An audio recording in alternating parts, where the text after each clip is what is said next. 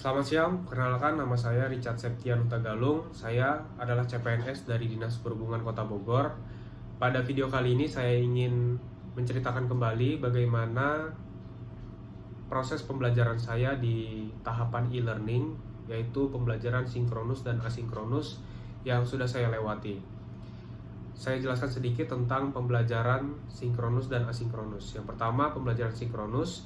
Pembelajaran sinkronus ini adalah pembelajaran melalui platform online seperti Zoom, platform meeting online, di mana kita akan bertatap muka secara virtual dengan widya suara atau narasumber yang memberikan materi kepada kita. Nah, di pembelajaran ini kita bisa berdiskusi dan bertanya mengenai materi yang sudah diberikan kepada kita. Nah, kemudian ada pembelajaran yang kedua, yaitu asinkronus.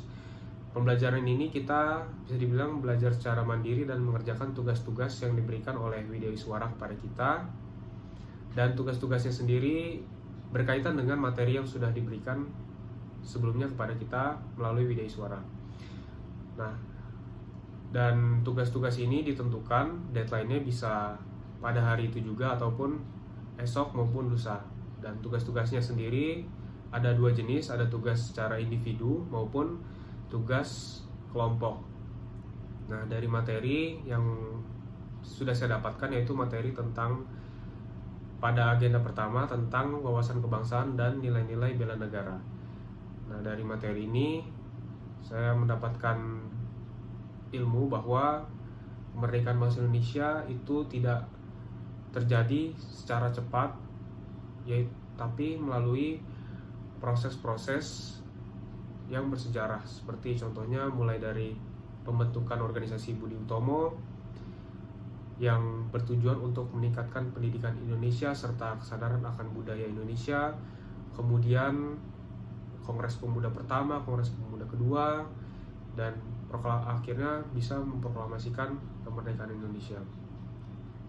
Nah, kemudian pada agenda pertama juga mengajarkan saya tentang nilai-nilai dasar bela negara yang dituliskan pada Undang-Undang Nomor 23 Tahun 2019, di mana nilai-nilai dasar bela negara itu sendiri ada 5 nilai, yaitu yang pertama adalah cinta tanah air, yang kedua sadar berbangsa dan bernegara, yang ketiga setia pada Pancasila dan setia pada Pancasila sebagai ideologi negara.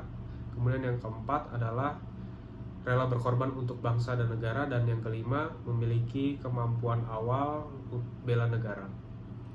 Nah, setelah materi itu saya juga mendapatkan materi tentang isu-isu kontemporer, di mana saya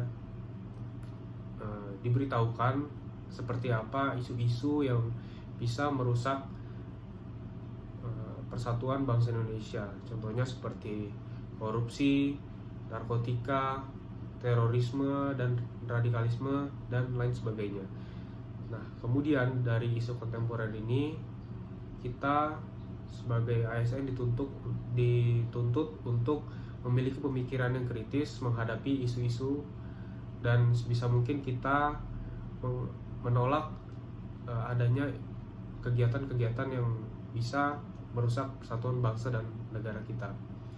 Kemudian kita juga diberikan materi tentang bagaimana kita menganalisis isu kontemporer, yaitu kita tentukan terlebih dahulu prioritas isunya dan kita menganalisa bagaimana akar masalah yang ditemukan dari isu tersebut.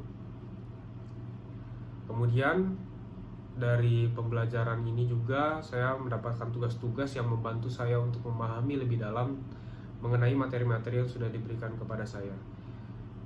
Mungkin sekian yang bisa saya sampaikan. Semoga video kali ini bisa bermanfaat untuk kita semua. Terima kasih.